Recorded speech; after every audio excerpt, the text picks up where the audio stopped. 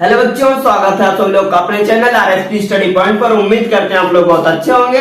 तो जैसा कि हम लोग क्लास 12 का फिजिक्स पढ़ रहे थे, फिजिक्स में हम लोग तीसरा चैप्टर पढ़ रहे हैं।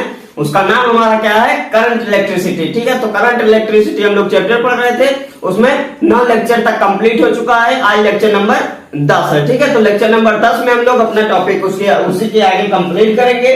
इसके पिछले वाले लेक्चर में, लेक्चर नंबर 9 में हम लोग पढ़े थे पैरेलल कॉम्बिनेशन क्या होता है और सीरीज कॉम्बिनेशन क्या होता है। ठीक है, तो उसको अगर आपको देखना है तो यहाँ पे देखिए आई बटन पे लिंक दिख रही है, यहाँ से भी आप जाके देख सकते हैं। ठीक है, और डिस्क्रिप्शन में भी लिंक पड़ी हुई है, वहां से भी देख सकते हैं। ठीक है, तो चलिए फिर यहाँ पे देखते हैं। ये हमारा क्लास 12 का है। अगर आप क्लास 11 में ये सोच रहे हैं मेरा ये चैप्टर नहीं है तो इसको पढ़ लीजिए, आपको आगे काम आएगा। ठीक है, ये क्लास 12 का है और ये लेक्चर नंबर 10 होने वाला है। लेक्चर नंबर 9 तक कंप्लीट हो चुका है, जो कि हम पहले बता चुके।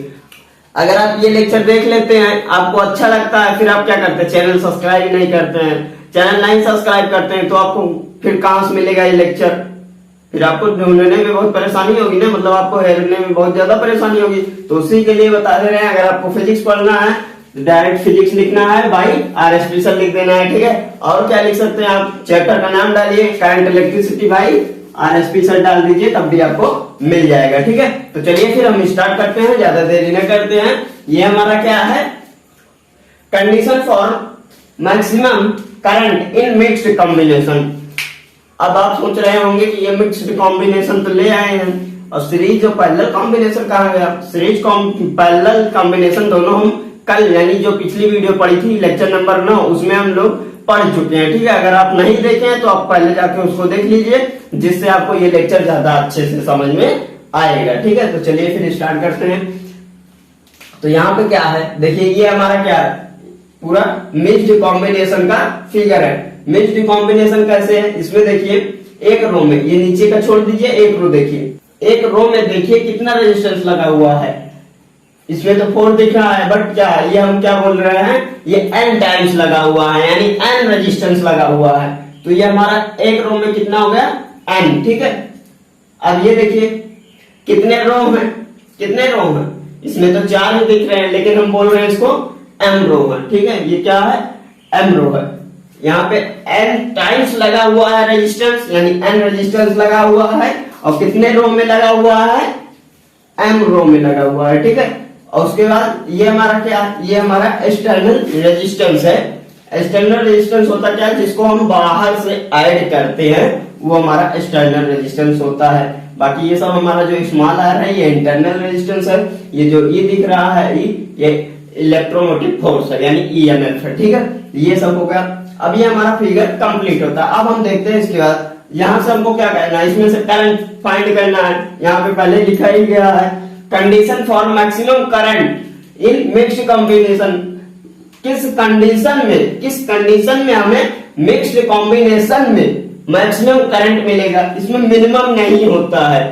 आप सोच रहे हो मैक्सिमम तो निकाल लेंगे, मिनिमम कहाँ गया? इसमें मिनिमम नहीं होता, इसमें सिर्फ मैक्सिमम ही होता है। ठीक है, तो यहाँ पे देखिए क्या फॉर्मूला उसका?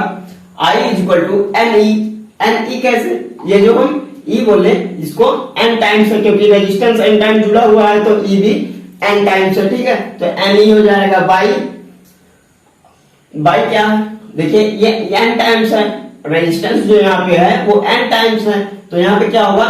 मल्टीप्लाई हो जाएगा m। ठीक है, n r हो जाएगा, nr हो जाएगा। उसके बाद ये m टाइम्स यानी m रो भी है, n टाइम्स है और m रो भी है, तो यहाँ पे क्या होगा? ये डिवाइड में आ जाएगा, तो ये डिवाइड में आ गया। ठीक है, प्लस कैपिटल R, ये हमारा जो एक्सटर्नल R है, रेजिस्टेंस है, इसको हम ऐड कर देंगे अलग से। ठीक है, अब कुछ बच्चों को डाउट होगा कि यहाँ पे देखिए NR बाई M कहां से आया? NR बाई M यानी अगर हम लोग पैरेलल कॉम्बिनेशन में देखते हैं, मतलब जितना रेजिस्टेंस यहाँ पे लगा हुआ होगा n टाइम्स में, उसको हमें क्या करना पड़ेगा? रो से डिवाइड करना पड़ेगा। ठीक है, तो ये हमारा NR बाई M आता है। ठीक है, तो यहाँ पे हम कंप्लीट करते हैं। अब यहाँ पे देखिए क्या है?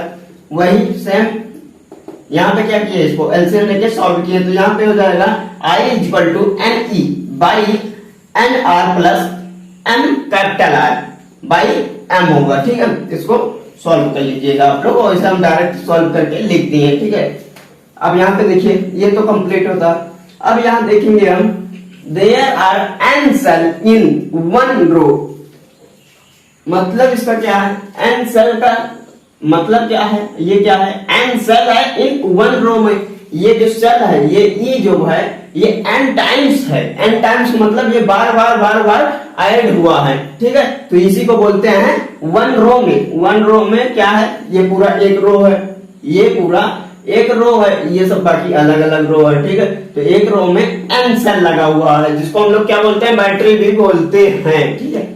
वही है हमारा ईएमएफ, यानी वोल्टेज भी होता है, ईएमएफ और वोल्टेज सेम होता है, बट कब होगा सेम, जब दोनों का वैल्यू मैक्सिमम होगा तो हमारा ईएमएफ और वोल्टेज सेम होगा।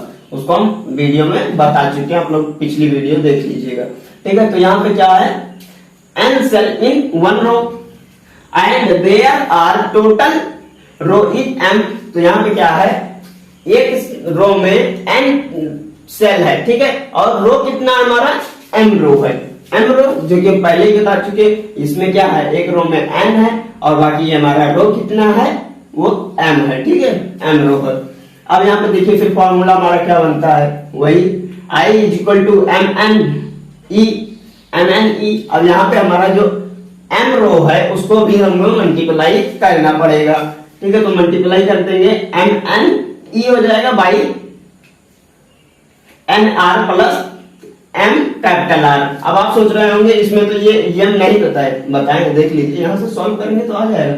जब यहाँ पे इसको ऊपर भेज देंगे, यानी हमारा क्या होता है, अगर हम जैसे उसको मैथ सॉल्व करते हैं, मैथ में क्या होता है, 1/2 प्लस बाई 3 होता है, 1/2/3 होता है। तो इसको हम क्या लिखते हैं, इसको हम क्या लिखते हैं, 3/2 लिखते हैं। तो सेम ये हमारा कहाँ गया, ऊपर चला गया, ये हमारा ऊपर चला गया, यही तो होता है, ये ऊपर चला गया। तो यहीं से m जो है ये ऊपर जाके मल्टीप्लाई हो जाएगा, ठीक है।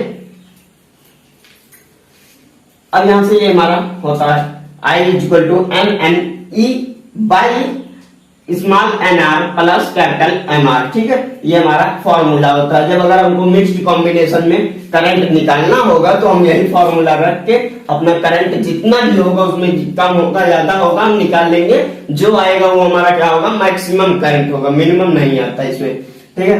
अब हम देखते हैं फॉर nr प्लस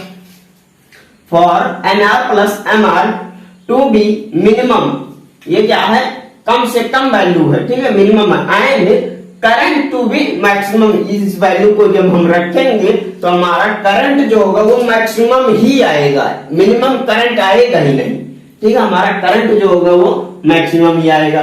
अब यहां से देखिए nr under root nr equal to mr कर सकते हैं, क्योंकि दोनों क्या है, रेजिस्टेंस है और दोनों में क्या है, इसमें क्या है, n रो से मल्टीप्लाई हुआ है, n टाइम्स मल्टीप्लाई हुआ है, इसमें क्या हुआ है, n रोस मल्टीप्लाई हुआ, दोनों को कर सकते हैं। और फिर हम क्या बोल सकते हैं, दोनों को आपस में इक्वल है, nr इक्वल टू mr, ठीक है, ये दोनों इक्वल होगा। अब r इक्वल टू क्या होता है, कैपिटल R इक्वल टू, जब इसको हम क्या करेंगे, m को इधर ट्रांसफर करेंगे, इधर मल्टीप्लाई में इधर आएगा, डिवाइड हो जाएगा, तो nr बाई m हो जाएगा, ठीक है। तो यहाँ पे ये कंडीशन हमको लगाना पड़ेगा करंट को मैक्सिमम करने के लिए, किसमें, मिक्स्ड कॉम्बिनेशन में, ठीक है। ये कंडीशन जब हम लगाएंगे तो हमारा करंट जो होगा वो मैक्सिमम होगा। फॉर्मूला तो आपको ये लगाना है, बट कंडीशन क्या रहेगी, ये रहेगी R equal to nr by m होना चाहिए, ठीक है। अब यहाँ पे देखिए, this should be resistance for maximum current, इस रेजिस्टेंस के इक्वल से, यानी हम बोल सकते हैं अपने भाषा में क्या बोलते हैं इसको, इस रेजिस्टेंस की वजह से हमारा जो करंट होगा वो मैक्सिमम होगा, ठीक है। इस रेजिस्टेंस की वजह से जो हमारा करंट होगा वो मैक्सिमम होगा। ये जो हमारा कैपिटल R है इसकी वैल्यू है nr बाई m, ठीक है। ये हमारा जो रेजिस्टेंस कैपिटल R है, यहाँ पे वैल्यू भी आप ये रख सकते हैं फिगर में, ठीक है।